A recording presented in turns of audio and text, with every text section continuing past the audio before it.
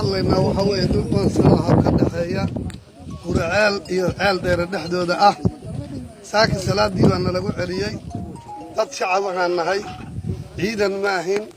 odayaal culumadiin dhalinyaro hooyooyin gabdho dad safara dad rakaala dhammaan waxa halkaan dhooban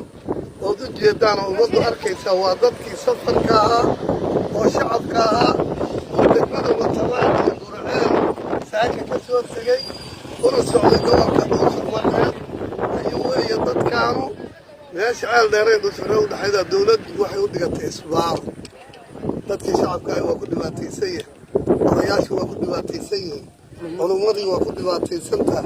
dumarkii qaaraa lugeeyey ilmihii qaaraa lugeeyey Dhuusamareeb iyo inta u dhaxayda ceel dheere ilaa Guraceel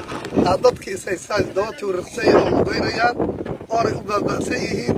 waxaad u geysay dad sheeganay ciidamada dawladda federaalka inay ka socdaan waliba qaybta dawladda ka socdaan oo ciidan hubeysan oo baabuurta ka wata rashikiyaal wata aan hor taagan baabuurta dadka shacabka wateen qayb kamida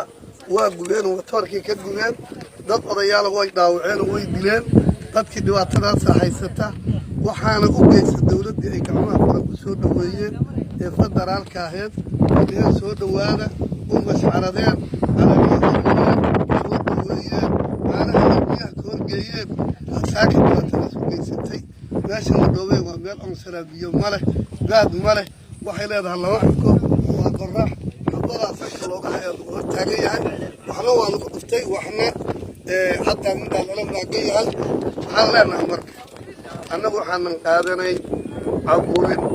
iyo xornimo la'aan iyo lama shiri karo iyo la isugu tagi karo iyo lama wada hadli karo iyo xor lama ahan ka aqbali weyno dawladda mana ka yeelin shabaab laga diiday waxaan ka diidnay dadkii ka dhibka badnaa marka aqbalayno ma yeelayno haddaan dawladdu wax ka qaban annagoo afka odayaasha ku hadlayna midka culimada ku hadlayna dadka aan mas-uuliyadooda aynu ku hadlayna ma aqbalayno ma yeelayno yayna isku dayin madaxda sare oo madaxweynuhu u sareeyo dawladdu inta nagu caburiyaan Matabaan iyo Dhuusamareeb inta ku dhaxayda inaan aqoon ku ahaano oo iminkay rabaana ku dilaan gaariga rabaana ku gubaan gabadhay rabaana ku dilaan ma yeelay ma aqbalayno ma yeelayno dawladdu ha ka fiirsato ha ka tashato waxa anagu ay yeelayna waxa yeelan waa aragnay waa dhimayiin wa billahi tawfiiq salaam